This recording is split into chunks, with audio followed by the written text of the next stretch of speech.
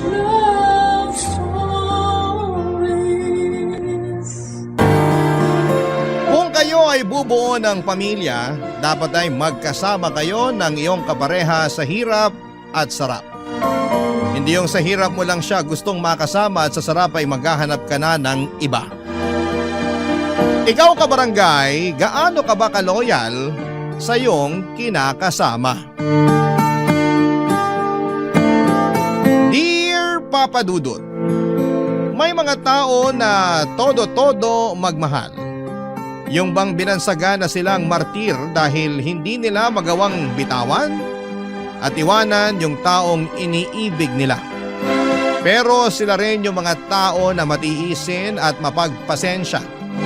Yun bang kahit paulit-ulit nang sinaktan ay nahahanap pa rin sa kanilang puso ang magpatawad.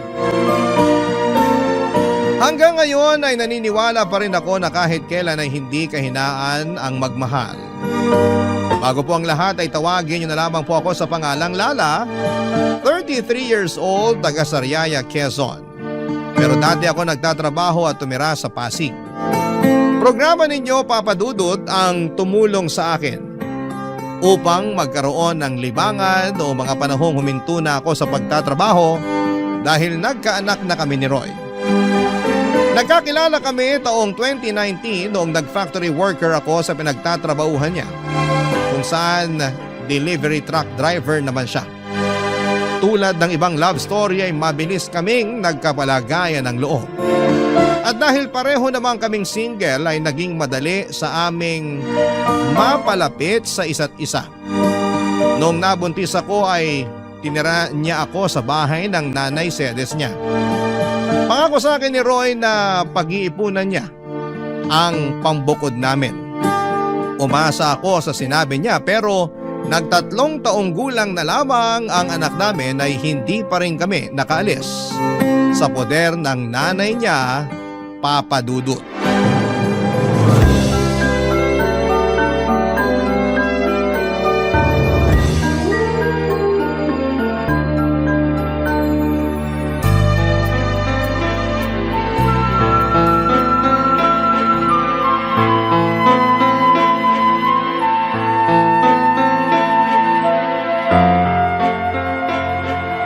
Nay, alam niyo na pala na may babae si Roy pero kinukonsinti niyo pa.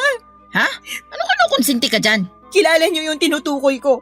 Yung bagong salta na tindera dyan sa malapit na bakery na lagi niyong pinagbibilan ng pandesal. Nakalimutan niyo na siguro na nung isang araw ay kasama niyo kami ng anak ko na bumili doon tapos kinumusta ng babaeng yun si Roy. Kayo naman kung todo balita sa nangyayari sa kinakasama ko. Para yun lang. Paano mo naman naisip na babae nga yun ni Roy? Paano ko naisip? Siyempre, narinig ko kayo na nirereto siya doon. Ha? Bakit ka ba nakikinig sa usapan na may usapan?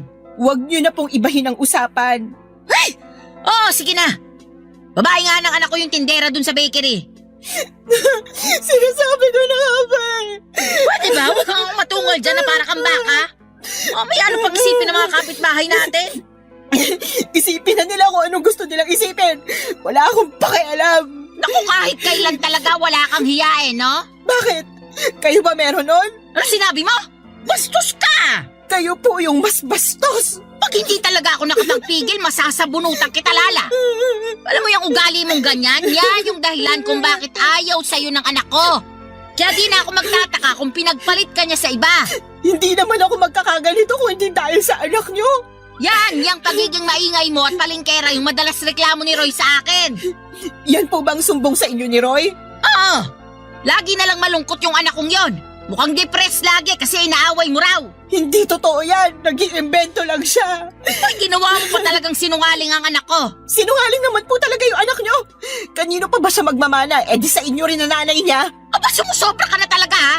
Halika rito para masabunutan kita. Aray! Nasasaktan po Dapat ako! lang yan sa'yo. Di ba naman masyadong matalin ang dila mo? Ay! Sumusobra ka na talagang babae ka. Kayo po yung sumusobra. Kayo ni Roy. Dapat talaga iwanan ka na ng anak ko eh. Kung tutuusin, wala naman siyang mapapala sa'yo. Paano walang mapapala? Dahil ba wala akong trabaho? Ah! Kawawa Roy ko? Mag-isang kumakayod para sa inyo ng anak mo. Anak din po ni Roy yung anak ko. Apo niyo rin po, kaya ano po ba pinagsasasabi niyo dyan? Basta! Simula nang dumating kayo sa pamamahay na to, parang bumigat na ang pamumuhay namin. At kasalanan niyo yun. Kayo talaga ang malas sa buhay namin. Kaya huwag ka nang magulat kung isang araw, iwanan ka na ng anak ko. Papa Dudut, mag-isang anak na lalaki ng biyanang kong babae si Roy, kaya naman mahal na mahal niya ito. Bunso rin ito sa 3 magkakapatid. Ang 2 ate ng kinakasama ko ay may sarili ng pamilya at wala na sa poder ng nanay nila. Laging sinasabi ni Roy na nagdadalawang isip siyang umalis sa bahay nila dahil daw maiiwang mag-isa ang biyanang ko. Pero nahihirapan akong makisama sa ugali ng nanay niya na likas ang pagiging taklesa at pakialamera. Oo, may mga araw na magkasundo kami pero mas lamang pa rin yung hindi kami magkasundo. At kapag nangyayari yon ay mas pinipili ko na lamang na manahimik dahil nga nanay pa rin siya ng kinakasama ko. Pero sa isip ko, Papa Dudut, ay gusto ko pa rin bumukod kami para magkaroon ako ng peace of mind. Kaya lang nang dahil sa pambababae ni Roy at pangungonsinti ng nanay niya ay bigla akong nakaramdam ng pag-aalinlangan sa dibdib ko. Sa totoo lang ay 2 taon pa lang ang anak namin noon ay napansin ko na ang panlalamig sa akin ng kinakasama ko. Siyempre bilang babae ay meron tayong instinct na baka may iba na siyang kinakalokohan. Inoobserbahan ko lang si Roy dahil ayoko ma-stress masyado sa kanya. Magaling ang mister ko, kumbaga sa kriminal ay marunong siyang magtago ng mga ebidensya. Pero wala namang lihim na hindi nabubunyag at nadagdagan lang ang sama ng loob ko sa pangungonsinti ng nanay niya. Kaya nga hindi ko na napigilang sumabog ng araw na yon at manibugho, Papa Dudut.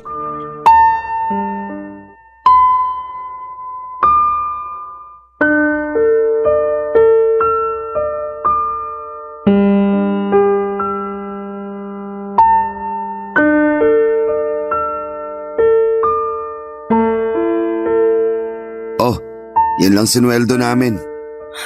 Ano to? Anong ano yan? E di sweldo namin. 500? Bakit ito lang? Magagawa ko kung yan lang. Baka nakakalimutan mo na marami akong loan. Malamang kinaltas na dyan. Hindi ako naniniwala sa'yo. Patingin ang payslip mo. Ayoko nga. Anong ayaw mo? Wala na. Tinapon ko na. Roy naman, napakaliit nito. Alam mo namang may sakit yung anak natin, diba? E akala ko ba magaling na siya? Hindi naman tumalab yung halamang gamot na pinainom ng nanay mo sa kanya. Hindi nawala yung lagnat niya. Natatakot na ako baka kung ano ng sakit ng anak natin. Masyado ka namang OA. Ayos lang yung anak natin. Paano magiging ayos? Pabalik-balik nga yung lagnat niya. Tsaka ako pa talaga yung OA, ha? Para ka namang hindi nag-aalala sa anak mo? Nag-aalala rin ako. Pero anong magagawa ko kung yan lang sinahod ko? Pagkasyain mo na lang. Dalhin mo sa public hospital o center yung anak natin. Doon mo ipa-check up. Baka nga makalibre ka pa. Sige, susubukan ko. Ganyan nga. Subukan mo rin manghingi ng libreng gamot. Malamang bigyan ka rin doon. Oh, ano pang binubuntong hininga mo dyan? Akala mo ba hindi na ako nakakahalata? Nakakahalata sa ano ba? Na palagi na lang kakarampot yung perang binibigay mo sa amin ng anak ko. Anak naman ng teteng. Di ka ba nakinig? Sabi ko, kaltasan ngayon. Kaya yan na lang natira. Ang sabihin mo, binigay mo yung pera mo dun sa babae mo. Ha? Ano bang pinagsasasabi mo dyan? Kunwari ka pa. Akala mo yata hindi ko alam na naglalandian kayo ng tindera dun sa bakery na laging pinagbibila ng nanay ng pandesal. Oh, paano naman tayo napunta dun? Huwag mo akong gawing tanga. Wisit naman, Lala. Ano bang iniiyak-iyak mo? Nakuha mo pa akong tanungin alam mo naman sa sarili mo yung dahilan. Araw-araw na lang na ginawa ng Diyos na pinararamdam mo sa akin na hindi mo na ako mahal. Pero alam mo yung mas masakit? Pati yung anak mo na sarili mong dugot laman wala ka na rin pakialam. Pwede ba? Pagod ako ha. Galing na nga ako sa trabaho oh. Bad trip na nga ako na maliit sweldo ko tapos mas babad tripin mo pa ako. Galing daw sa trabaho, lukoy mo lelang mo. Aba, talaga naman. Akala mo talaga sa akin pinanganak kahapon ano? Tingnan mo nga, anong oras na? 12 na ng madaling araw. Sinabi mo sa akin kanina na tuwing gantong araw wala kayong delivery sa malayo. Kaya wag na wag mong maidadahilan sa akin na doon ka ginabi. Sabihin mo inuna mo pang pumunta sa babae bago umuwi rito sa bahay. Ay, nakakasira ka talaga ng ulo na babae ka.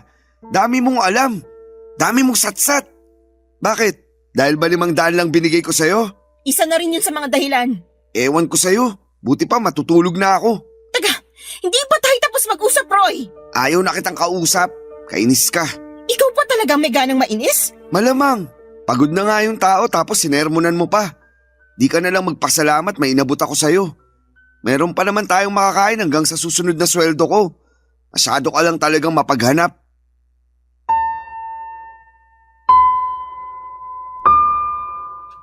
Papadudot, kahit na hindi aminin ni Roy na may iba siyang babae ay ramdam ko na meron talaga. Lalo pa na sumasala na siya sa pagbibigay sa amin ng anak niya. Ang totoo ay hindi yon ang unang pagkakataon na kulang ang perang ibinibigay sa akin ni Roy.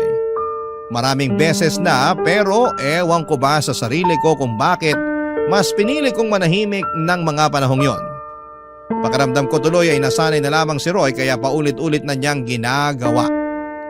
Ewan ko rin kung bakit kahit na sinabi na ng nanay niya sa akin na babae niya yung tindera sa bakery na malapit sa amin, ay gusto ko pa rin na manggaling kay Roy ang pag-amin.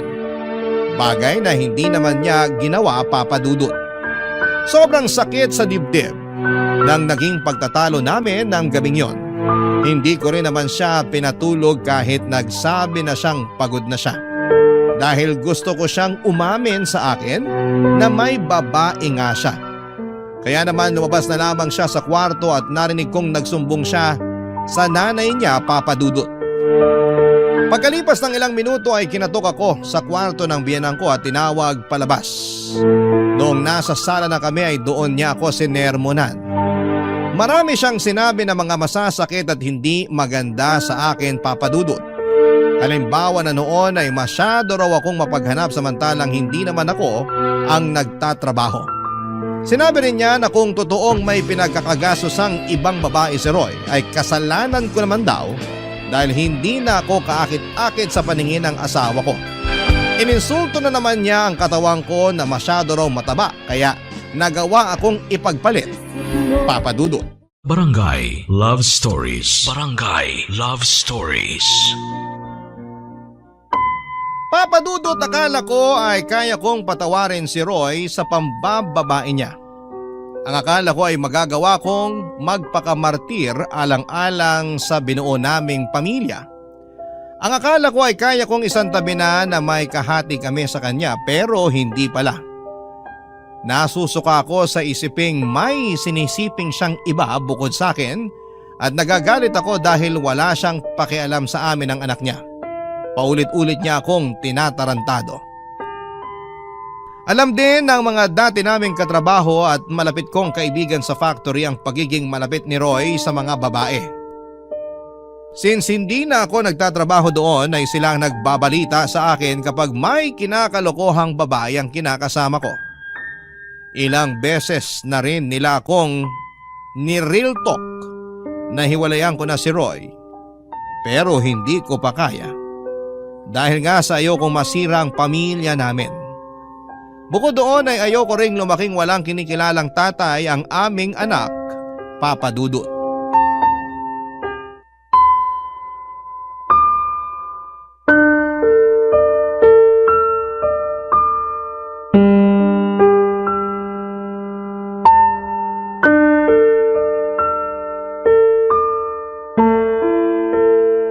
Lala, masahiin mo nga yung likod ko.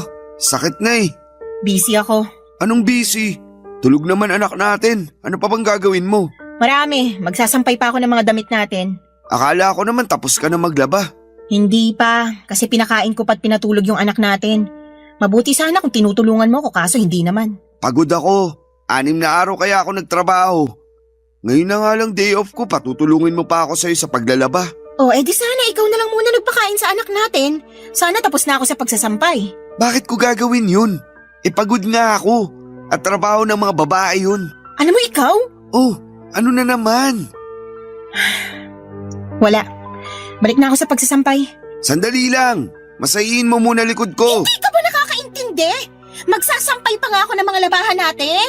Naiintindihan ko naman. Pero pwede bang mamaya na lang? Mamayain ko mukha mo eh.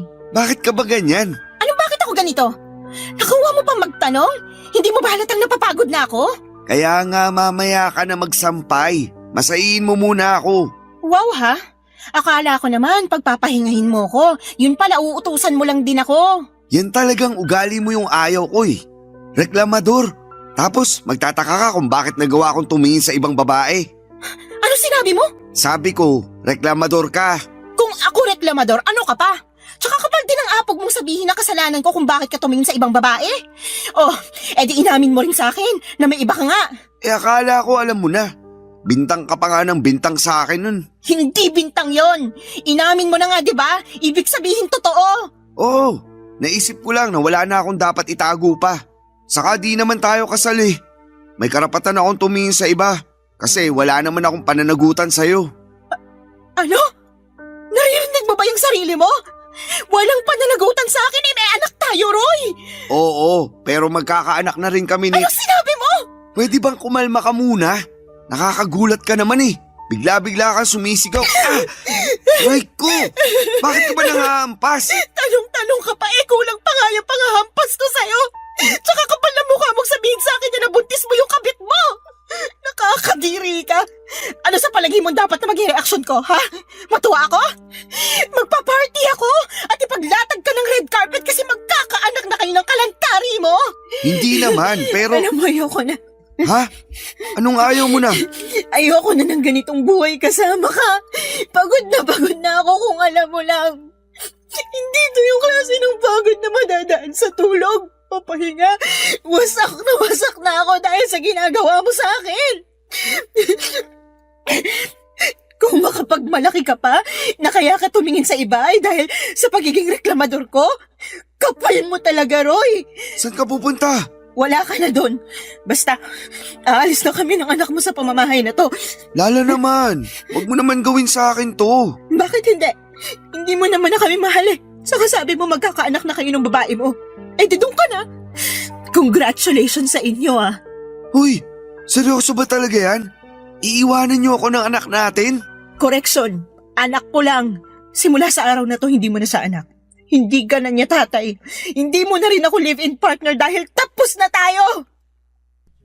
Papadudot galit na galit ako kay Roy nang malamang kong nabuntis niya ang kalantari niyang babae. Pakiramdam ko ay dobling beses niya akong pinagtaksilan. At hindi ko naisip na meron pa palang mas ilalala ang kaya niyang gawing pananakit sa akin.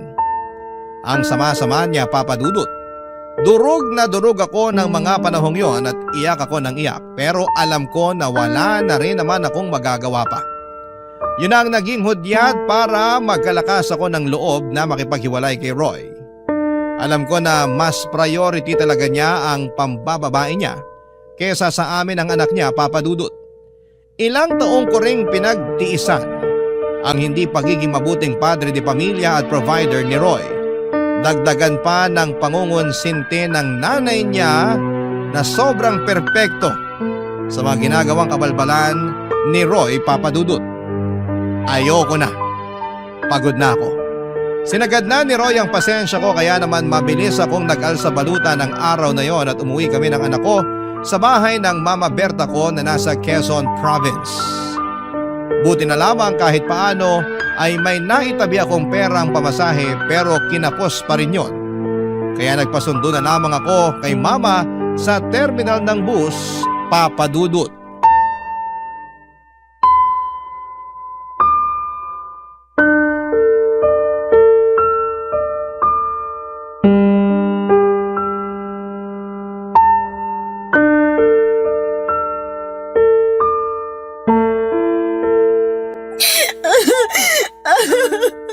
Kung hindi pa naman tinamaan ng lintik yung Roy na yan. Halika, samahan mo ako sa kanila dun sa Pasig. Puputulin ko yung pagkalalaki niya. Wag na po. Saka ayoko na rin pong bumalik sa kanila. Pwes, ako ang babalik para maipaghiganti kita. Hindi na po kailangan. Ayoko na po ng gulo. Ewan ko, hindi ako mapakali. Gusto kitang ipaghiganti. Sobrang sama ng ginawa ng Roy na yun sa'yo, nak. Tapos pati nanay niya kinukonsinti siya. Ano talaga naman? Opo, inahayaan niya ng babae yung anak niya. Pinalalabas na kasalanan ko kasi marami raw akong pagkukulang. Babalatan ko sila ng buhay mag-ina eh. Kailan pa nila ginagawa yun sa'yo? Matagal ko na pong nararamdaman na may babae si Roy. Pero nito lang sa umamin at ang masahol pa, nabuntis na raw niya. Matagal na pala pero tiniis mo lang. Ayoko lang kasing masirang pamilya namin eh. Ayokong mawalan ng tatay ang anak ko. Mas mabuti pang lumaki na walang kinikilalang tatay yung anak mo. Kesa meron nga pero nuknuka naman ang katarantaduhan. Buti naman natauhan ka na, Lala. Kaya nga po, mali ko lang kasi pinatagal ko pa. Hinayaan ko dahil umaasa ako na sa huli. Kami pa rin ang anak niya yung pipiliin niya. Hindi niya kayo deserve ng anak mo. Kaya tama lang na iniwan mo ng lalaking yon. Magsama sila ng babae niya. Pero kung may pagkakataon lang talaga, gusto ko siyang bigyan ng kaliwat ka ng sampal at sisikmuraan ko rin para magtanda. Pag nakisali nanay niya, papangahan ko. Manaman eh. O bakit? Magaling kaya ako manuntok?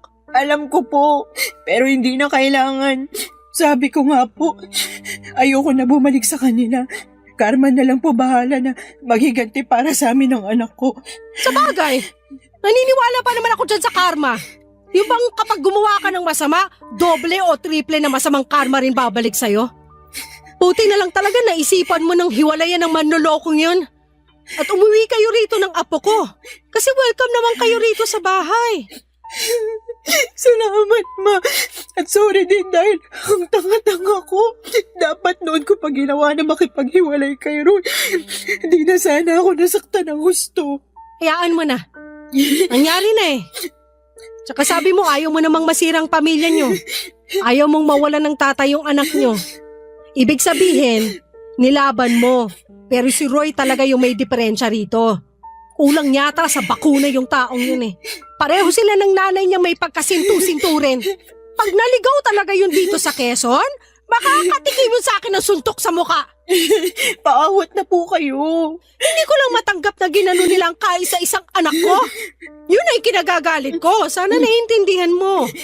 Wala namang magulang na naghahangad na masaktan ng iba mga anak nila.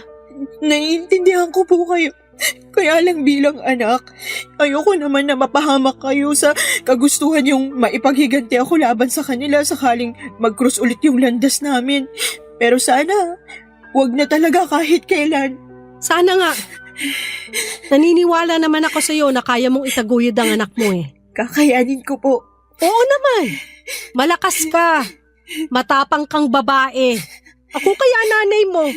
Tsaka nandito lang kami ng tatay mo para tulungan kang bumangon. Papadudot mabait si Mama at ang kinakasama niya na tinuring ko na rin parang tunay na ama. Dahil hinayaan nila kami ng anak ko na magstay sa bahay nila. Matagal na panahon na rin simula nang umalis ako sa Sariaya para hanapin ang kapalaran ko sa Maynila. Doon ako nakapagtrabaho at nakapagrenta ng maliit na apartment bago ko nakilala si Roy. Wala akong kapatid at wala rin namang anak ang mama ko sa tatay-tatayan ko at tanging pagtitinda lamang ng mga gulay at prutas sa may tabing kalsada ang pinagkakabalahan nila. Kaya naman masayang-masaya sila dahil umuwi kami ng anak ko. Sa paglipas ng mga araw ay sinabi ko sa sarili ko na gusto ko na lang mag-focus sa pag-move on kay Roy at intindihin ang anak ko. Kaya nga kahit masakit, mahirap at nakakatakot ay sinimulang kong umusan. Butit nandyan ang mama ko na handang umalalay sa akin at sa loob nga lang ng isang buwan ay unti-unti ko nang naibabalik ang dati kong pagkatao na sinira at winasak ng dati kong kinakasama, Papa Dudut. Barangay Love Stories. Barangay Love Stories. Papa Dudut, mabilis na lumipas ang 2 buwan. Masasabi ko na gumanda na ang disposisyon ko sa buhay at oo, nandun pa rin yung kirot at panghihinayang para sa pangarap kong pamilya na kasama si Roy. Pero iniisip ko na lamang na baka hindi talaga kami ang tinadhana para sa isa't isa. Saka sabi rin ni Mama, mas mabuti na maghiwalay kami kesa habang buhay akong mag-suffer na kasama siya. Feeling ko kasi ay mamamatay talaga ako sa konsumisyon sa dati kong kinakasama, Papa Dudut. Bukod sa pag-aalaga sa anak ko ay tumutulong ako kina Mama at Papa sa pagtitinda. Masaya ako dahil nagkaroon ako ng bagong pag-asa sa buhay matapos ng pinagdaanan kong kabiguan. At kapag naiisip ko ang karanasang kong yon, ay natatawa na lamang ako sa sarili ko dahil hinayaan kong mamalagi ako ng matagal sa ganong klase ng sitwasyon. Pero sa bagay, nagmahal lang naman ako at kahit kailan ay hindi yon kahinaan o kasalanan. Kaya lang isang araw ay nakatanggap ako ng tawag sa cellphone mula sa isang unknown number. Hindi ko na sana sasagutin pero nasagot ko pa rin, Papa Dudut. Ganon na lamang ang gulat ko nang ang nanay ng dati kong kinakasama na si Roy ang nasa kabilang linya. Binalita niya sa akin na may sakit daw ang anak niya at kailangan ito ng tulong at pag-aalaga ko. Pinababalik nila ako sa bahay nila sa Pasig pero hindi ako pumayag, Papa Dudut. Binabaan ko ng cellphone ang nanay ni Roy at makaraan lang ang 3 araw ay gulat na gulat ako nang pumunta siya sa bahay namin sa Sariaya, Quezon.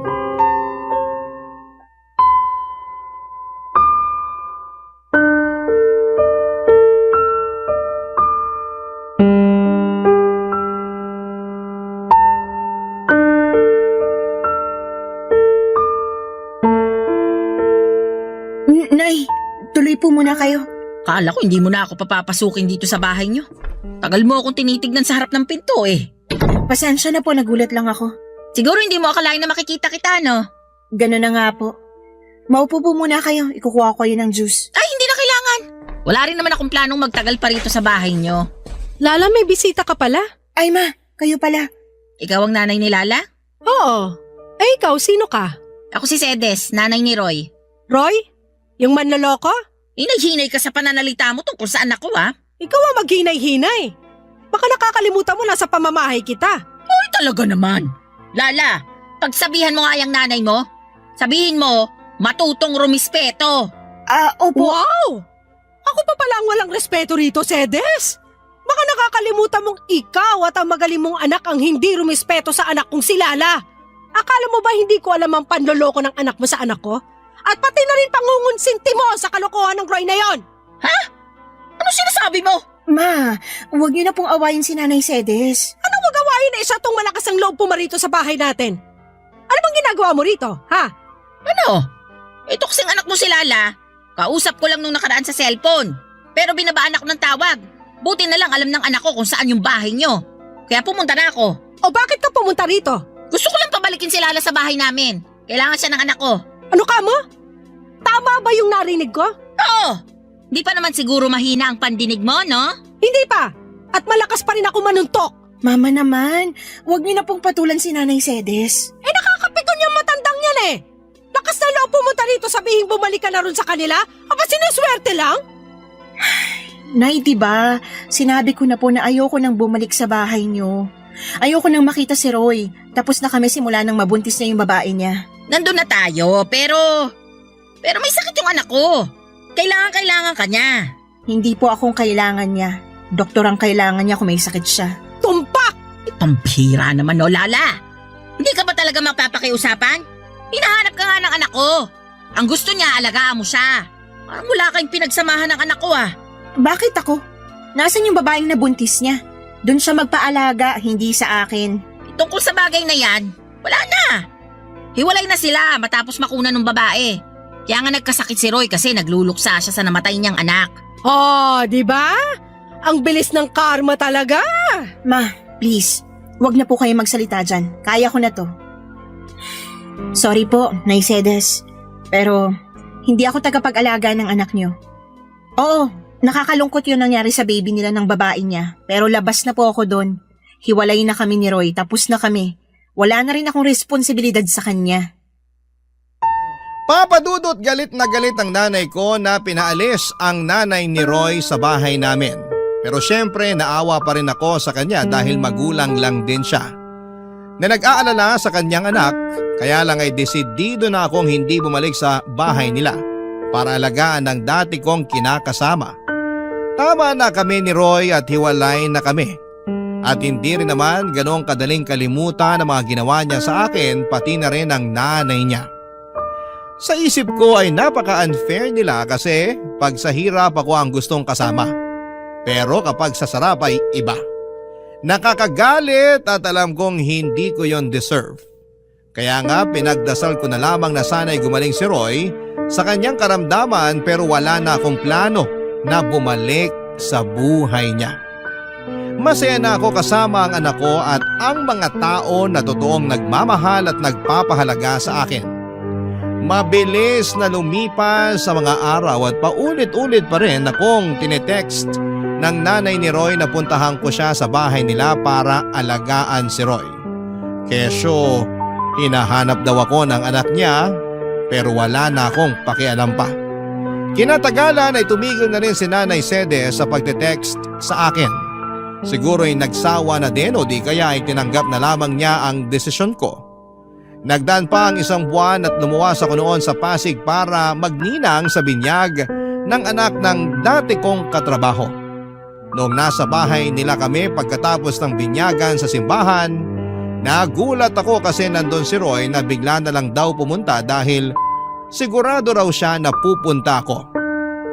At binalita niya sa akin na magaling na siya sa sakit niyang pulmonya, papadudot.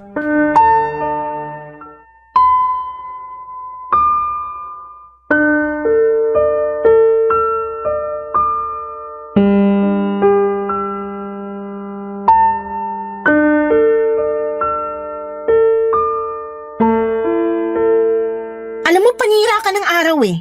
Sorry na. Surihin mo mukha mo. Nagpunta ako rito para makita mga dati kong katrabaho, hindi ikaw. Alam ko naman yun pero ito na lang yung paraan na naisip ko para makausap ka. Hindi mo na rin kasi sinasagot yung mga text at tawag namin sa'yo ni nanay. Ay, sorry ha. Hindi ko na rin natatanggap. Nakablock na kayo sa akin. Ang kulit nyo kasi mag-ina eh. Hindi mo na ba talaga kami mapapatawad? Yung nanay mo, napatawad ko na. Pero ikaw, hinding-hindi. Lakas ng tama mo, no? Nakuha mo pa talagang itanong sa akin ang bagay na yan? Umaasa pa rin kasi ako na magkakabalikan tayo. Siraan na lang ang tuktok ko pag binalikan pa kita. Pero may anak tayo. May karapatan pa rin ako sa bata. Hindi ka naman nagpakatatay sa anak natin eh. Ayaw mo nga na alagaan siya, di ba? Dami mo pa nung dahilan, kesyo pagod ka. Nagawain ko yun kasi babae ako. Nakakapikong ka na. Kaya nga nagbabagong buhay na ako. O, anong gagawin ko sa pagbabagong buhay mo? Lala naman, wag mo naman gawin sa akin to. Gagawin ko kung anong gusto kong gawin. Ikaw nga, ginawa mo lang din noon yung gusto mo eh. Alam ko naging siraulo ako. Alam ko marami akong pagkukulang sa inyo ng anak natin. Pero pinagsisisihan ko na yun lahat. Hindi mo na ba ako pwedeng patawarin? Hindi mo na ba ako pwedeng bigyan ng pangalawang pagkakataon? Binibigay lang ang pangalawang pagkakataong sinasabi mo sa mga taong deserving. Pero ikaw, hindi ka kasama sa mga taong yon, Roy. Huwag ka nang umasa na makikipagbalikan pa ako sa'yo dahil matagal na tayong tapos. Maawa ka naman sa akin oh. Naawa ka ba sa akin nung niloko mo ako? Naawa ka ba sa akin nung pinagmukha niyo kung pangit ng nanay mo para lang makonsinti ang pambababae mo? Hindi naman, di ba? Kaya sabihin mo, bakit ako maaawa sa'yo? Mabuti pa umalis ka na. Lala naman, huwag mo akong paalisin. Anong wag paalisin? Hindi ka naman imbitado rito. Tsaka sinisira mong araw ko, nakakainis ka na. Gusto ko lang naman mag-sorry sa'yo. Wala nang magagawa yung sorry mo, hindi na ako makikipagbalikan sa'yo. Gusto mo bang lumuhod ako? Ano? Sige, luluhod ako. Tumayo ka nga dyan, nakakahiya ka. Wala akong pakialam kahit na nakakahiya pa tong ginagawa ko. Pero desperado na ako. Gusto kong magkabalikan tayo. Gusto kong magsimula ulit tayo ng panibagong buhay. Gusto ko na ulit magpakatatay sa anak natin. Tumayo ka na dyan, sabi eh. Tatayo lang ako kapag pumayag ka nang bumalik sa akin. Di wag kang tumayo dyan. Bahala ka sa buhay mo. Iwanan na kita. Sandali lang! Roy, napipit ko na talaga ako sa'yo ah. Isa pang pangungulit mo sa barangay na tayo mag-uusap. Sinabi ko na sa'yo na hindi na ako makikipagbalikan sa'yo. Pagod na ako sa relasyon natin. Ayoko na ulit mangunsumi sa'yo. Ngayon, kung totoo nga na nagbago ka na, di mabuti. Pero hindi ibig sabihin doon na natatapos yung mga kasalanan mo sa akin. Kung alam mo lang kung gaano kalalim yung sugat sa puso ko na kagagawan mo, sana hindi na lang kita nakilala noon. Sana hindi na lang kita minahal.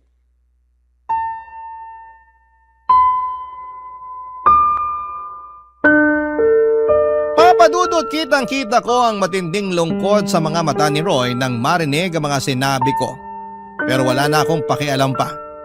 Tinalikuran ko na siya at bumalik sa bahay ng katrabaho ko. Nakita ko naman na umalis na rin siya kaya kahit papaano ay napanatag na ako. Kaya lang ay aminado ako na hindi ko na na-enjoy ang araw na yon dahil sa pag-eksena ng dati kong kinakasama. Bukod doon ay nanginginig pa ang katawan ko sa engkwentro namin. Pero wala akong pinagsisihan na tinanggihan ko ang pakikipag-ayos niya sa akin. Kung noong nagkasakit siya ay nagawa ko siyang tiisin. Alam ko sa sarili ko na magagawa ko ulit yon. At hanggang sa kasalukuyan ay masaya ako sa desisyon kong tuluyang makipaghiwalay na sa kanya, Papa Dudut. At ang huling balita ko ay nag-resign na raw siya sa pabrika na pinagtatrabahuhan niya.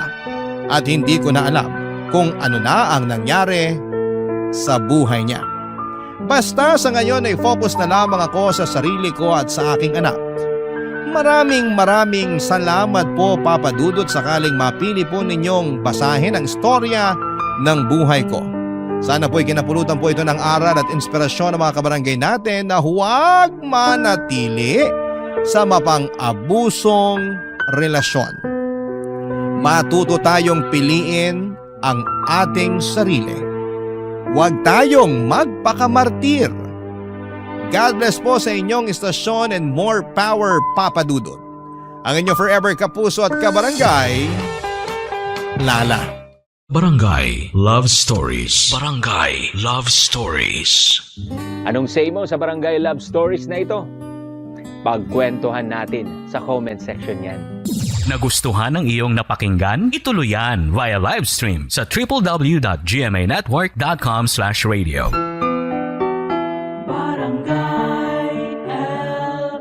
In Mega Manila, 97.1. Forever.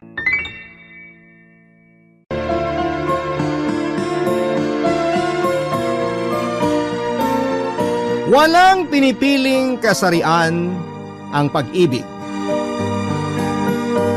At kahit na anong pilit nating itago ito, itanggi o patayin sa ating puso, mamamayani pa rin po ito sa tamang tao na pinag-uukulan nito. Ikaw, kabarangay, naranasan mo na bang magmahal ng kaibigan? Dear Papa Dudut, naranasan nyo na bang ma-in love sa isang kaibigan? Ako kasi oo. Pero ang dilema ko ay pareho kaming babae. At hindi po yung tanggap ng tatay ko kaya naman pilit kong kinalimutan ang pagkagusto ko sa kaibigang ito. Pero sa kabila ng lahat, lumipas na ang mahabang panahon, siya pa rin ang sinisigaw ng puso ko. Bago ko po ituloy ang aking kwento ay gusto ko po munang bumati ng isang magandang tanghali sa inyong istasyon at sa mga kabarangay natin. Tawagin niyo na lamang po ako sa pangalang Everly. 34 years old at gumagawa po ako ng personalized cakes and pastries na binebenta ko sa online. Pero working din ako bilang admin staff sa isang private company at nakatira kasama ang mama ko. Papa Dudut, isa po akong lesbian o yun bang nagkakagusto sa kapareho ko ng kasarian. Bata pa lamang ay alam ko na hindi ako straight kasi madalas ay babae po ang nagiging crush ko imbes na lalaki. Ewan, para sa akin ay madali akong humanga sa mga katulad ko ng kasarian, lalo na pag napapatawa nila ako. Kumbaga mabilis po nilang makuha ang loob ko samantalang kilalang suplada naman ako at laging nakasimangot pagdating sa mga kalalakihan. Para sa akin ay masyado silang feeling gwapo at mahangin. At tulad po ng madalas na problema ng isang katulad ko, nagwo-worry akong umamin sa mga magulang ko dahil baka hindi nila ako matanggap. Lalong-lalo na po ng papa ko. Mataas kasi ang expectation niya sa akin. Ayaw niyang pagtsismisan ang pamilya namin at bukang bibig niya ang pagkakaroon ng apo sa akin bilang kaisa-isa nilang anak ni mama. Pero hindi ko na rin po natiis na isekreto sa kanila ang totoong katauhan ko kaya isang araw ay umamin na po ako. Pero nagalit po sa akin ang papa ko. Pinagsalitaan ako ng masama at kulang na lamang ay itakwil niya ako, Papa Dudut.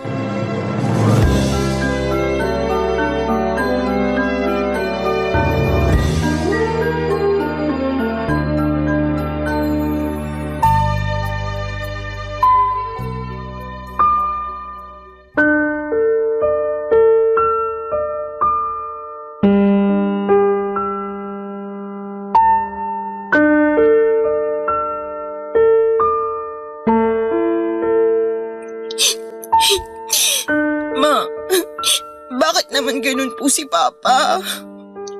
Hindi niya na ba ako mahal kaya pinagsalitaan niya ako ng masasakit kasi ganito ako?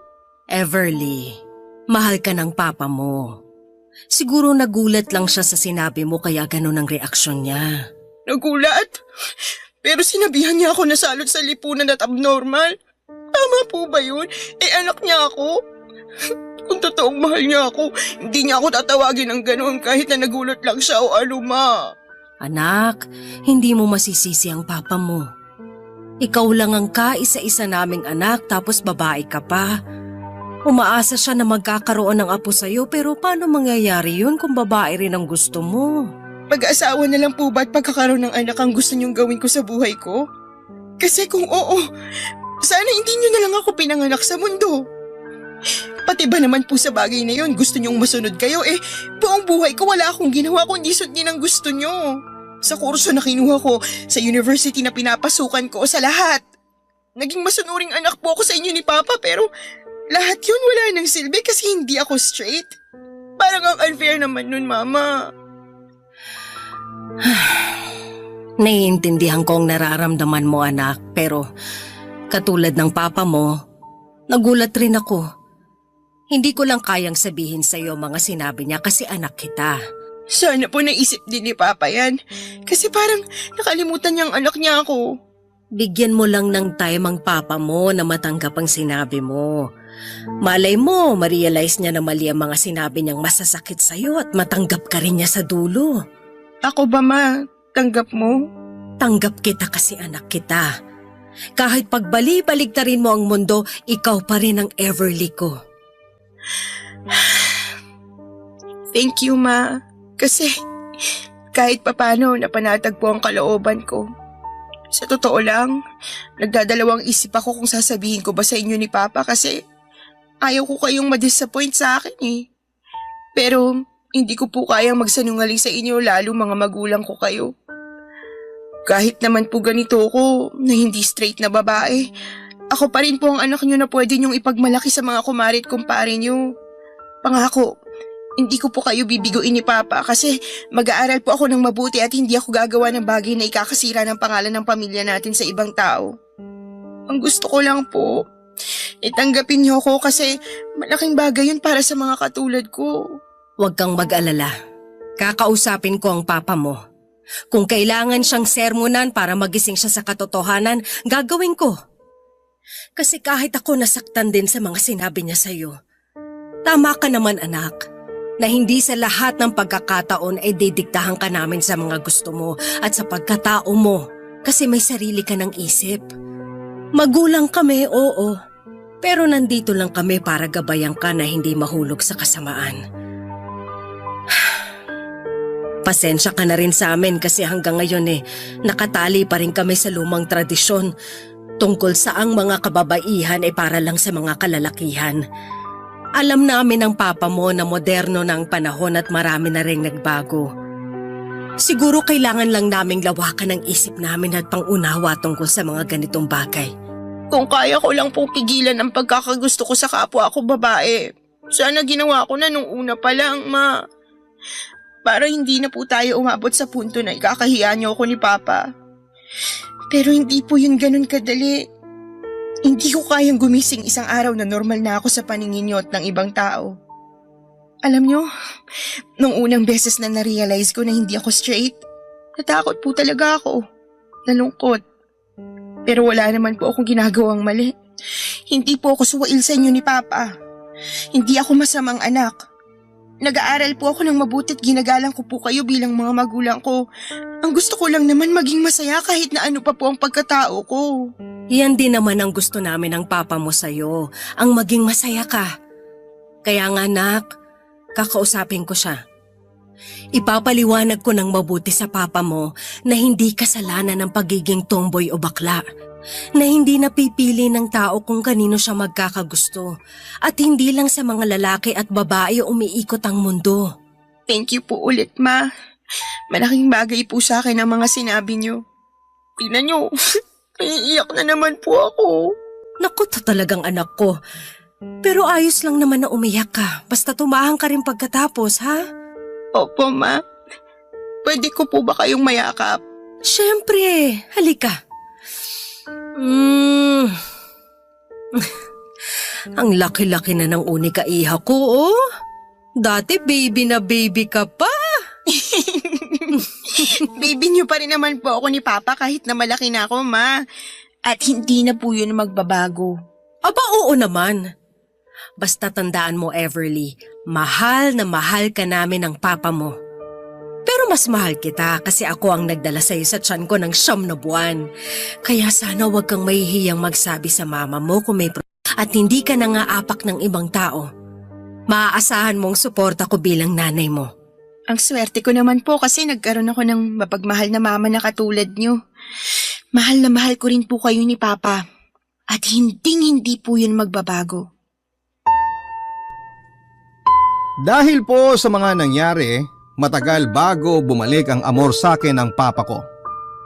Maswerte na nga lang ako dahil maunawain si mama at hindi po siya nagalit sa akin kahit na nalaman niya ang katotohanan tungkol sa aking katauhan sa dibdib. Na may isa kang magulang na nauunawaan ka at hindi nagbabago ang pagmamahal sa iyo.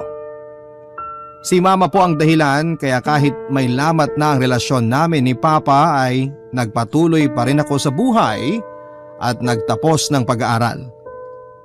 Doon lang po ako regular na ang kinakausap ni papa pero hindi na po namin pinag-usapan ang tungkol sa kasarian ko. Siguro iniisip na lang po niya galit sa akin ulit ay pinangatawanan ko na lamang po ang maling akala niya. Pilit po akong nagpaka-babae, Papa Dudut, hanggang sa nakilala ko si Patrick nang magtrabaho na ako sa isang private company bilang admin staff. Hindi nagtagal ay niligawan po ako ni Patrick at nakuha niya ang loob ko kaya naging kami Papa Dudut. Ipinakilala ko rin po siya sa mga magulang ko bilang boyfriend ko kaya naman tuwang-tuwa sa akin si Papa. Kaya lang hindi po inaasahan ang pagkakasakit ni Papa ng mga panahon na yon matapos naming malaman na may lung cancer siya. Nakagagawa ng mahabang panahon niyang paninigarilyo.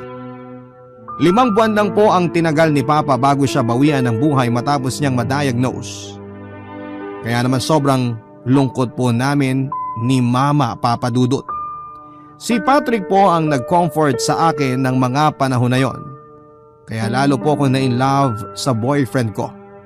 Nang mga sumunod na buwan, nag-decide po kaming mag-live-in pero sa bahay kami tumira kasama si Mama. Tumagal po ng ilang taon ang pagsasama namin sa isang bubong na sa una ay maayos. Pero unti-unting lumabo nang magtagal na.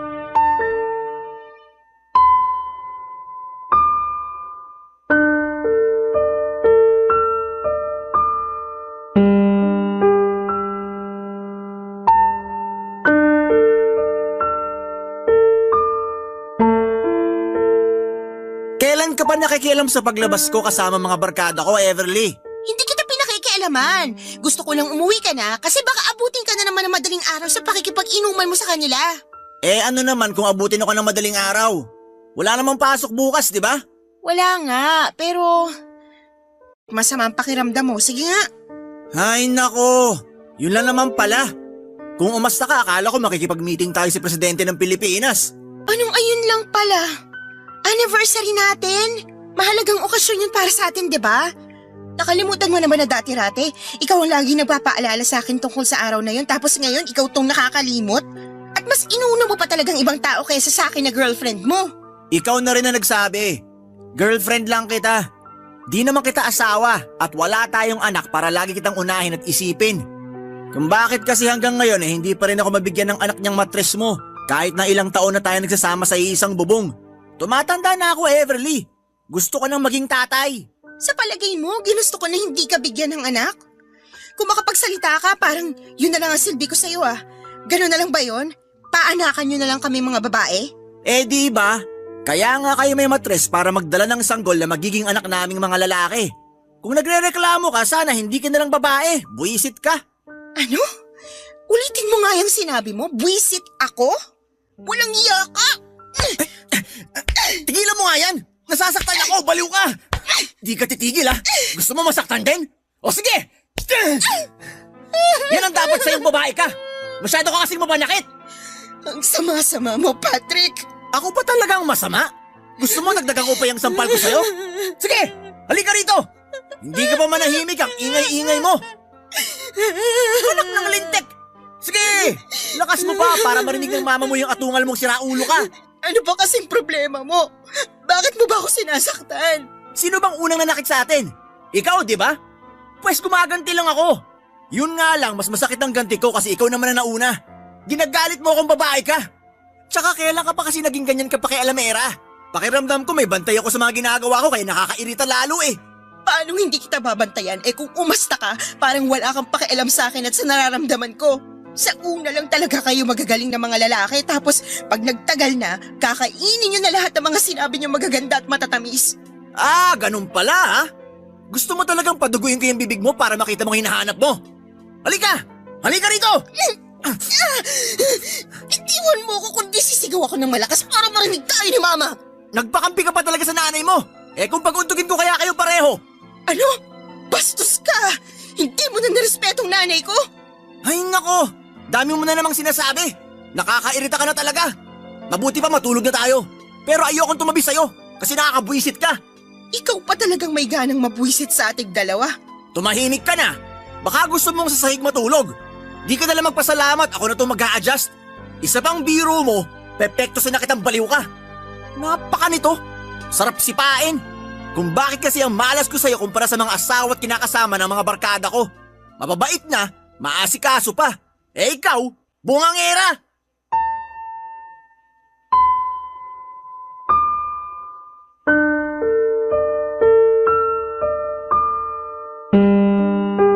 Papadudot, yun po ang unang beses na pinagbuhatan ako ng kamay ni Patrick kaya naman magkahalong galit at pagkadismaya ang naramdaman ko ng panahon na yon.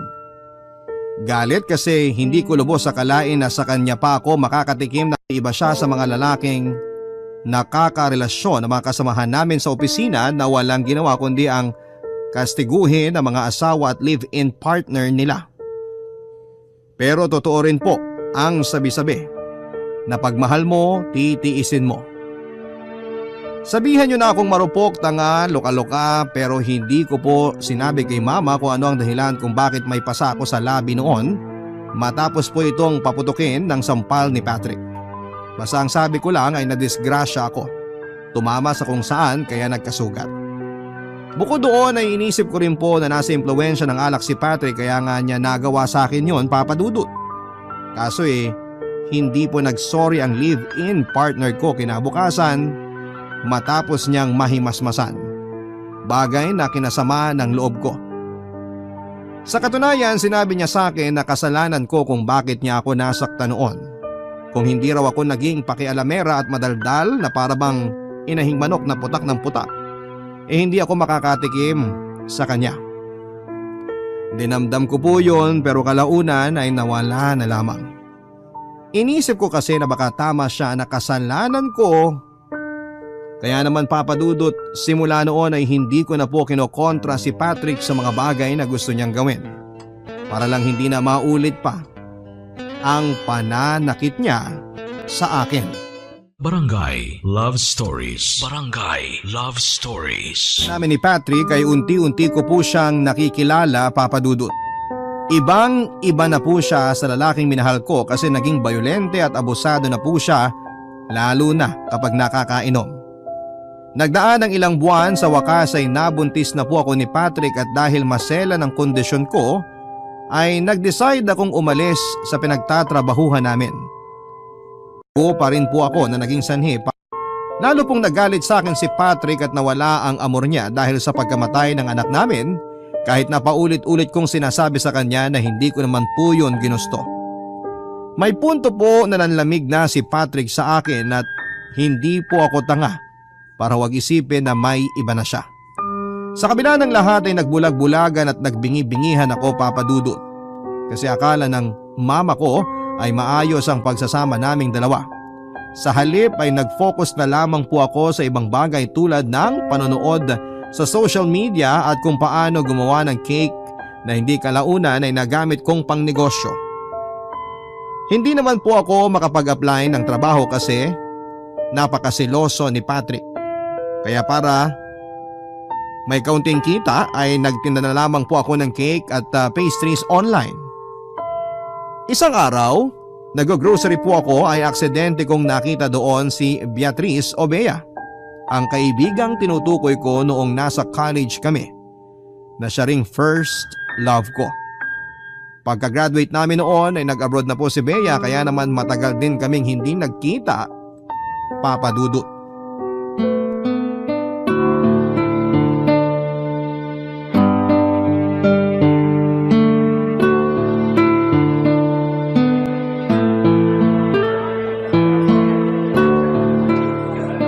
Sure ka Hindi ka nagmamadali?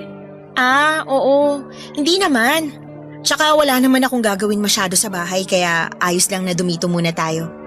Mabuti nakauwi ka na sa Pilipinas. Yeah, pero nandito lang ako para magbakasyon ng ilang buwan. May a-attendan kasi akong sandamakmak na reunion ng family namin, both mother and father side. Medyo malapit na magtampo sa akin sina mama at papa. Kaya pinagbigyan ko na. Miss ko na rin sila eh. Pero mas na-miss kita, Everly. Ha? Ako rin, na-miss kita, Bea. Masaya talaga ako kasi nakita kita ngayon sa grocery. Ang daya mo kasi. Mukhang nag-deactivate ka na ng Facebook tapos nagpalit ka na ng number. Saan na lang kita kukontakin yan? Grabe parang walang pinagsamahan. Pero joke lang. Alam ko naman na busy ka na rin sa buhay mo since graduate tayo. May asawa ka na ba? Anak? May kinakasama ako, si Patrick. Pero wala pa kaming anak. Meron sana, pero nakunan ako. Ganun ba? I'm sorry. Pero bakit hindi mo kasama si Patrick ngayon? May trabaho siya, tsaka may tampuhan kami, kaya ayun. Sandali. Ano yung nasa braso mo? Ha? Wala to. Anong wala? Parang pasa eh. Patingin nga. Wala talaga to, Bea. Hindi mo ako maluloko. Kagagawan ba ni Patrick kaya ka may pasa? Hindi, ano lang to. Tumama sa kanto ng mesa nung naglilinis ako. Yumuko kasi ako para mawalisan yung ilalim eh. Kaso, yun nga. Di rin kasi ako nag-iingat eh. Mabilis pa naman ako magpasa. Nag-aalala lang naman ako kasi nabanggit mo na nagkatampuhan kayo ng live-in partner mo. Pero wag mo sanang isipin na nanghihimasok ako sa relasyon nyo Hindi ko naman iniisip yun. Tsaka, masaya ako kasi ganyan ka pa rin kung mag-worry sa akin. Katulad ng dati. Hindi naman nagbagong pagkakaibigan natin kahit na matagal na panahon ang nagdaan. Para sa akin, ikaw pa rin yung Everly na ka-close ko nung college. Maiba tayo. Kumusta ka naman sa Canada? Yung work mo? May, asawa ka na ba? Wala. Saka alam mo namang hindi ako mahilig sa lalaki, no? Pero wala rin akong girlfriend kasi, ewan ko ba, parang nakakatamad. Bakit naman nakakatamad? May ganun ba? Oo, may ganun. Pero kasi, ibang-iba rin ng mga babae dun sa Canada. Kumbaga, hindi ko masyadong feel. At saka masyado rin ako naging busy sa work kaya nakalimutan ko ng paglandi. Siguro naman meron ka ring naging girlfriend kahit paano kasi imposibleng wala. Sa ganda at charismatic mong yan. Nung college nga, ang dami nagkakagusto sa'yo ng mga babae at lalaki. Naaalala mo pa pala yun? May naging girlfriend naman ako after nating graduate at nung pumunta ako sa Canada pero di rin kami nagtagal. At huwag mo nang tanungin kung bakit kasi nakalimutan ko ng reason ng breakup namin. Chick girl pala tong kaibigan ko. Hoy, sobra ka naman. Matagal na naman yun saka sabi ko nga, tinatamad na akong mag-girlfriend. Focus ako ngayon sa career at sa family ko. Sige, sabi mo yan ha? Oo naman. Okay, pero masaya rin ako na nagkita ulit tayo. Unexpected tapos parang walang pinagbago. Sa true. Sige, kwentuhan mo pa ako ng tungkol sa'yo. Kumusta na pala ang mama mo? Okay naman si mama, healthy siya. Yun na lang talaga pinagpapasalamat ko sa Diyos kasi ang hirap mawala ng magulang. Sabihin mo ng selfish pero gusto kong humaba pang buhay ni mama para matagal ko pa siyang makasama. Kasi ganyan din ang pinagdadasal ko para sa mga magulang ko. Ikaw na ang nagsabi, mahirap mawalan. Tungkol nga pala sa bagay na yan, condolences ha. Sorry, hindi ko alam kung paano ka ako kontakin nung nalaman ko sa iba nating classmate na wala ng papa mo. Okay na yun, ano ka ba? Tsaka thanks, matagal na rin naman. Ang tapang mo? Hanga ako sa'yo kasi kinaya at kinakaya mo. Kayo ng mama mo. Siyempre, ganun talaga pag nasa dugo mo ng katapangan. Nak, siyabang natin ah. Nasa dugo mo rin ba yon? Oh, yung sama mo. Biro lang, ikaw naman.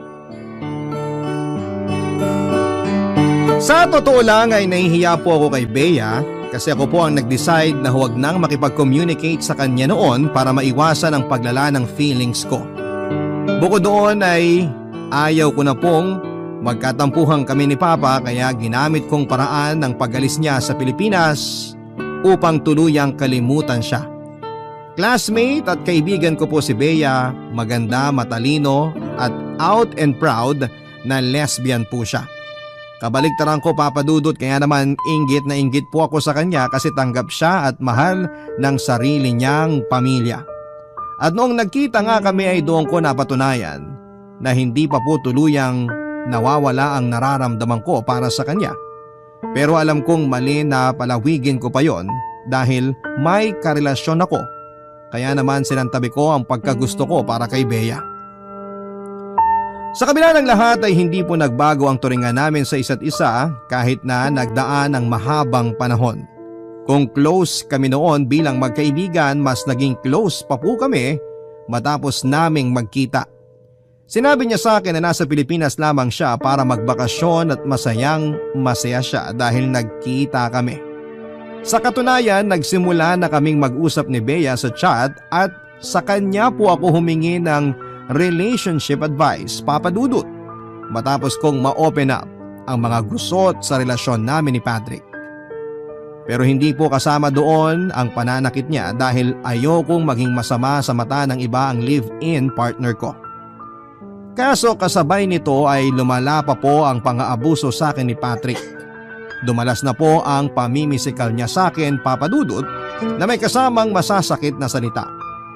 Sa totoo lang, hindi ko na magawang sundin ang mga advice sa akin ni Bea para maisalba ang relasyon namin ng live-in partner ko dahil ang gusto ko na lamang ng panahon na yon ay kumawala sa pagsasama naming dalawa, Papa Dudut.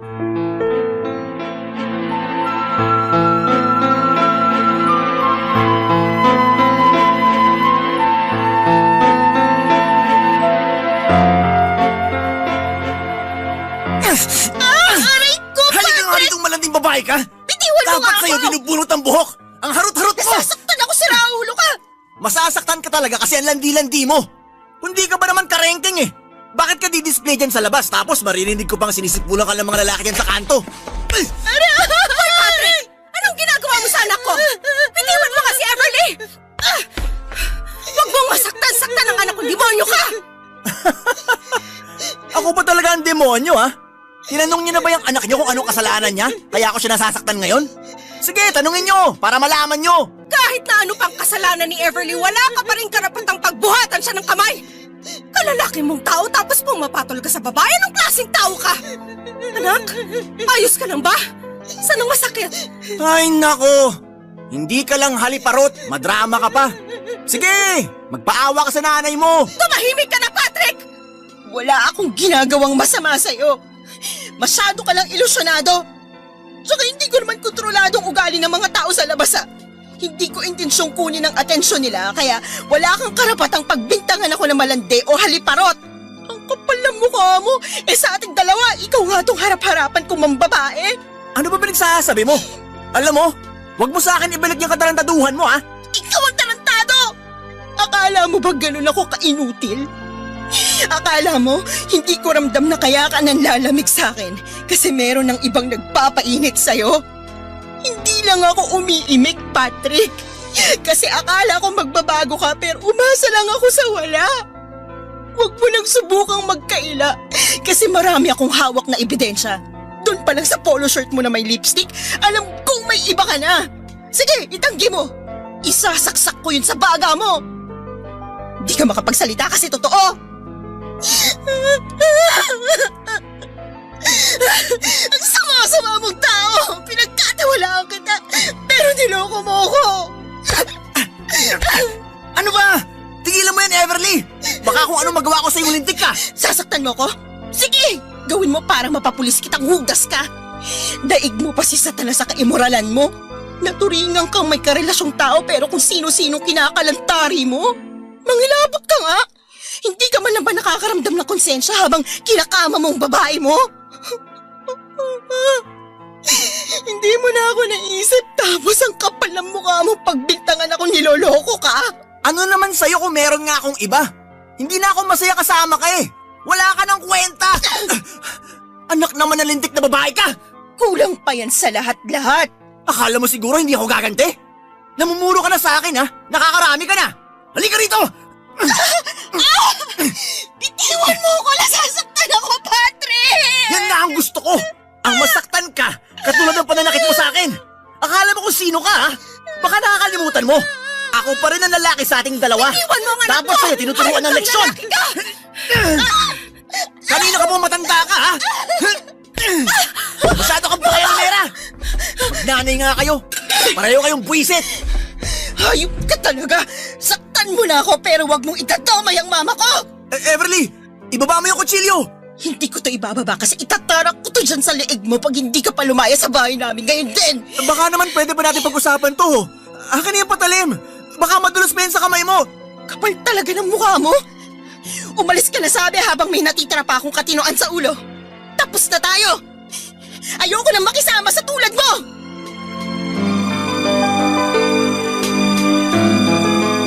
Dahil sa mga nangyari ay hindi na po ako nag-atubiling palayasin si Patrick sa bahay namin ni Mama Papa Dudut.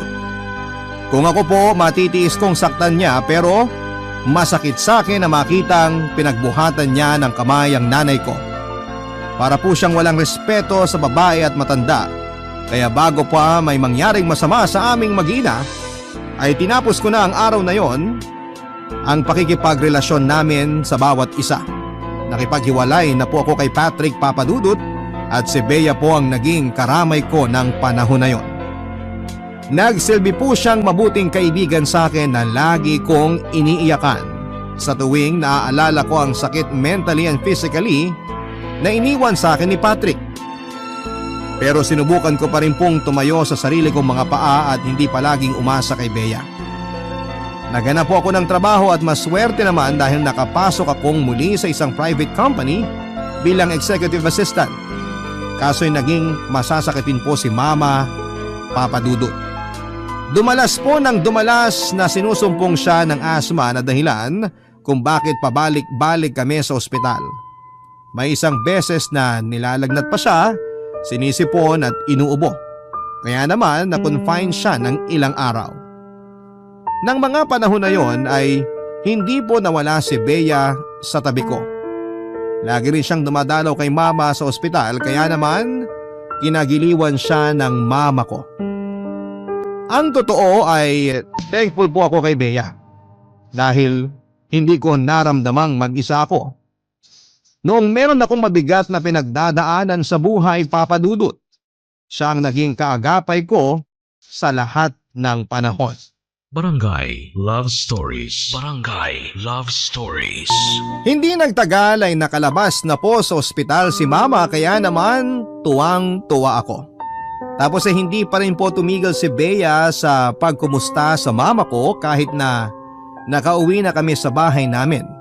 Pakiramdam tuloy ni Mama ay nagkaroon siya ng isa pang anak na babae sa katauhan po ni Bea. Kung kami naman po ang tatanungin ninyo ay mas naging close kami, Papa Dudut. Tapos ay unti-unting nabubuhay yung feelings ko para sa kanya na matagal ko na ring sinantabi. Hindi naman po kasi mahirap mahalin si Bea dahil nasa kanya na ang lahat. Bukod doon ay single siya at naikwento niya sa akin na matagal na simula nang maghiwalay sila ng huli niyang girlfriend na isang Canadian citizen. Lumipas pa nga po ang ilang linggo ay nabalitaan ko kay Bea na babalik na siya sa Canada dahil may trabaho at small business pa siyang naiwan at kailangan balikan doon, Papa Dudut. Kaya naman naging busy na rin po siya sa pag-aasikaso ng papers niya at ibang mga requirements at mas gumugol ng panahon para kasama ang pamilya at kamag-anak niya bago siya umalis sa Pilipinas. Dahil doon ay dumalang na nga po ang pagkikita namin ni Bea at hindi na rin siya nakakapunta sa bahay. Bagay na napansin ni Mama lalo na at madalas niya akong makitang malungkot at stress ng panahon na yon. At dahil nagwo-worry siya sa akin ay kinausap niya po ako ng masinsinan, Papa Dudut.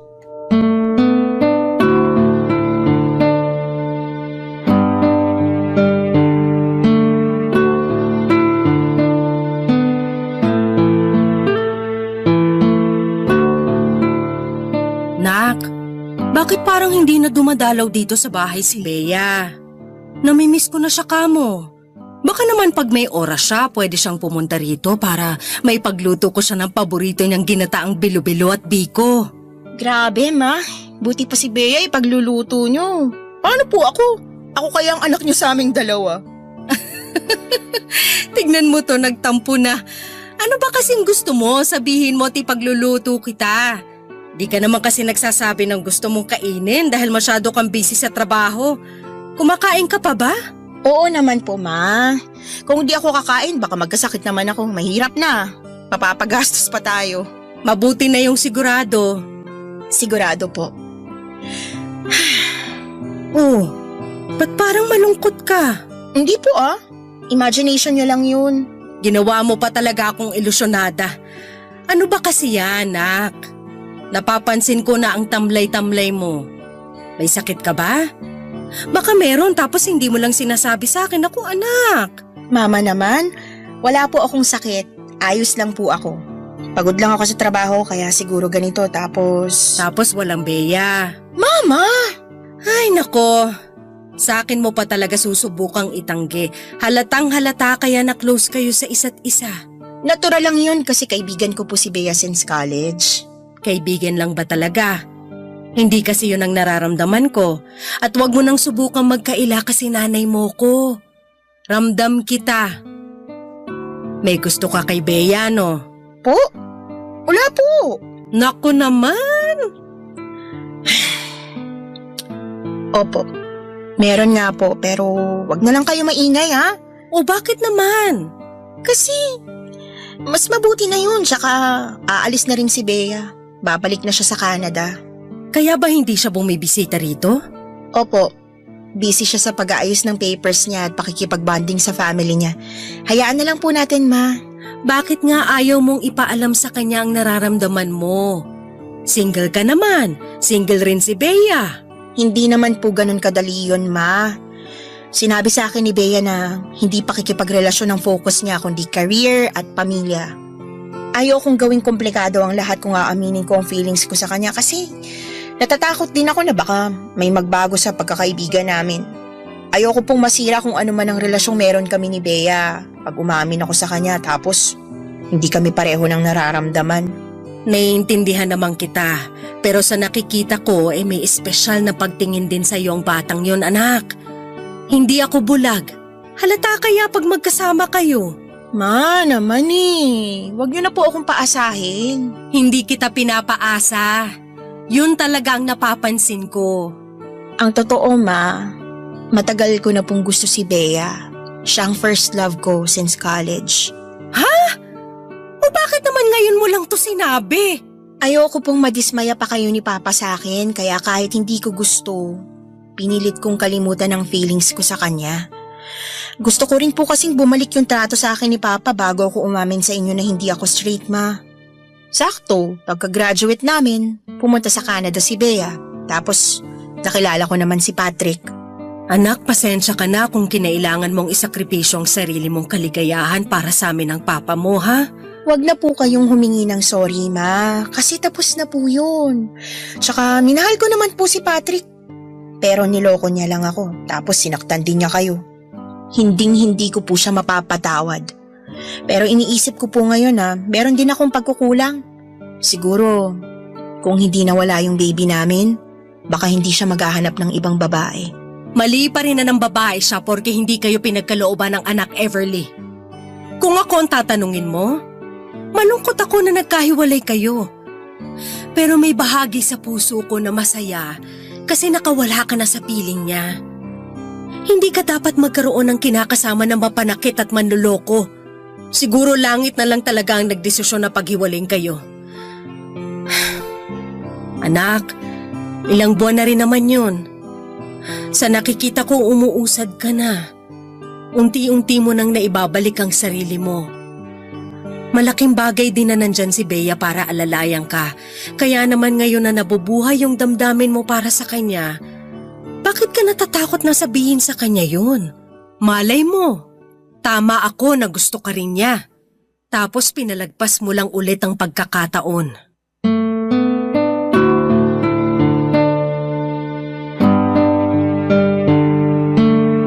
Papa Dudut, alam ko pong may point si Mama pero natatakot pa rin po akong sumugal.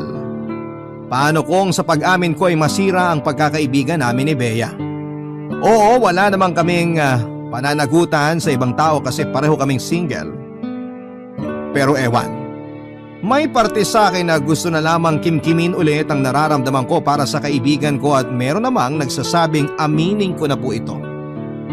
Naguguluhan po ako noon at mas nape-pressure kasi paalis na po si Bea. Malapit na po ang flight niya dahil sa internal conflict ko ay hindi ko po sinasadyang iwasan ang mga text, chats at call niya ng mga sumunod na araw. Yun po ang rason kung bakit 2 araw bago ang takdang pag-alis niya sa Pilipinas ay naabutan ko siya sa bahay namin. Ang sabi sa akin ni Bea ay gusto niya kaming makita ni Mama bago siya bumalik sa Canada. Kaya naman umarte po ako na masaya at hindi nalulungkot kasi magkakahiwalay na naman kami ng kaibigan ko. Kaya lang, may iba palang agenda ang tadhana ng araw na yon dahil bukod sa pagbisita sa amin ni Mama, meron pong inamin sa akin si Bea. Bagay na kinagulat ko at kinatuwa ng husto, Papa Dudut.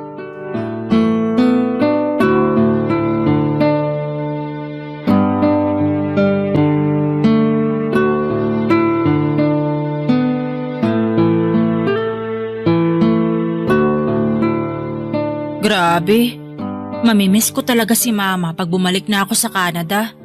Kasi parang naging dalawa ng mama ko sa katauhan niya. So sa lagay, si Mama lang pala ang mamimiss mo. Paano naman ako? Siyempre, mamimiss din kita. Unang-una pa nga eh.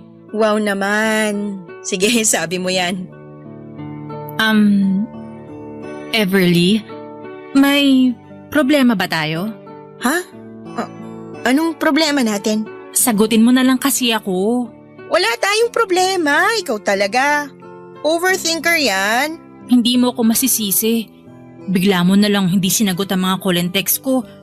Tapos, scene zone mo lang ako sa chats. Nag-alala tuloy ako na baka may kasalanan ako sa'yo kaya parang iniiwasan mo na ako ulit. Ano bang pinagsasasabi mo? Siyempre wala akong kasalanan. Busy lang talaga ako this past few days sa work. Ganun ba? Mabuti na yung klaro. Kasi natatakot ako na baka hindi mo na naman ako kausapin kagaya ng dati. Everly, may gusto pala akong sabihin sa'yo na matagal ko na dapat sinabi. Ano yun? Bakit parang kinakabahan naman yata ako? Sira, umayos ka nga. Wala ka pa nga eh. Dali na, sabihin mo na kasi. Gusto kita. Ha? Sabi ko, matagal na kitang gusto. Siguro nga, hindi lang gusto.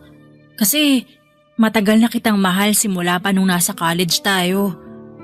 Pero hindi ko na nasabi sa'yo dahil mukhang hindi ka naman interesado sa akin. Tapos natakot pa ako na i-reject mo.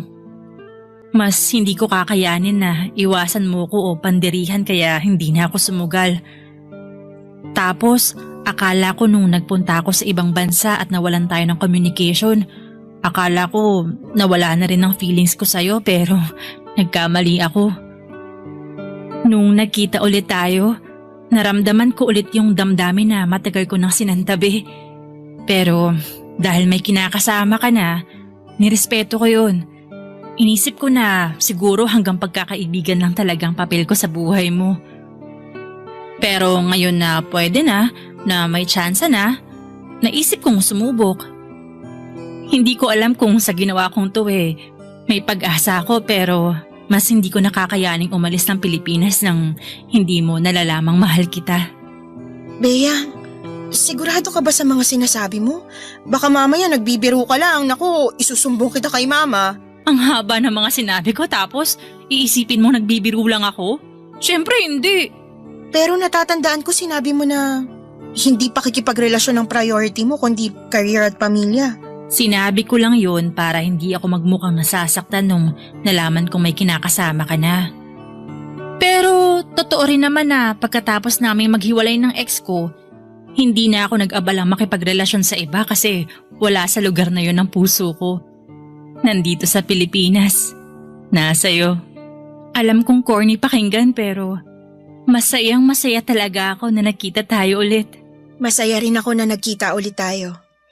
At thank you kasi naging honest ka sa feelings mo sa akin. Kailangan kasi ayoko na magsisi. Kung hindi tayo pareho ng nararamdaman, at least pwede na ako mag-move on kasi alam ko na hanggang dito na lang talaga. Alam ko sa sarili ko na wala na akong pagsisisihan. Mamimiss kita, Everly, pagbalik ko sa Canada. Sana pagkatapos ng araw na to, hindi pa rin magbagong pagkakaibigan natin. Yun na lang talaga ang tanging hiling ko sa'yo. Lalo pat malapit na kayo ng mama mo sa puso ko. Papadudot walang ideya si Bea kung gaano niya ako napasaya dahil sa ipinagtapat niya. At kahit na malungkot kasi malapit na siyang umalis ay hindi ko na po yun inisip dahil nang araw ding yon ay pinagtapat ko kay Bea ang nararamdaman ko. Bagay na ikinagulat niya ng husto. Pero labis namang kinatuwa ng puso niya. Pareho pong walang pagsidla ng kaligayahang namamayani sa puso namin ng babaeng mahal ko. Kasi sa wakas ay tama na ang panahon at pagkakataon para kilalanin namin ang aming pag-ibig sa isa't isa. Nang araw na yon ay tinanong ako ni Bea kung pumapayag ba akong maging girlfriend niya. Kaya binigay ko na po ang matamis kong oo. Naging kami ni Bea bago siya umalis sa Pilipinas. At si mama ulit sa aking sinasabi ng mama ko na sosuportahan niya ako sa mga bagay na makapagpapasaya sa akin at vocal din siya kung gaano niya kagusto si Bea para maging partner ko.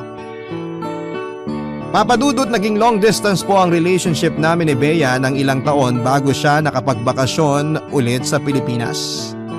Masasabi ko na habang tumatagal kami ay mas tumatatag po ang aming pagsasama.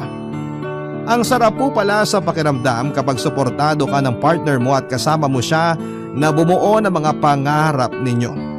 Ramdam ko rin po ang pagmamahal at respeto kay Bea na alam kong deserve ko, Papadudot. Hindi ko lang po siya basta partner si Bea kasi matalik na kaibigan ko rin siya. Sa kasalukuyan, ako naman ang nag-ready para mabisita siya sa Canada. Miss na miss ko na po ang girlfriend ko at napag-uusapan na rin po namin ang pagsasama. Pero sa ngayon gusto ko po munang sulitin ang bawat sandali ng nalalapit naming pagkikita. Maraming salamat po Papa Dudut sakaling mapili po ninyong basahin ang kwento ng buhay ko. At sana po ay nakapagdulot po ito ng aral at inspirasyon sa mga kapuso natin na may parehong pinagdadaanan ng katulad ng sa akin. Sana katulad ko ay mahanap nyo rin ang soul friend ninyo na siya ring soulmate ninyo. God bless po sa Barangay Love Stories at Barangay LS. Ang inyo pong kapuso at kabarangay forever, Everly.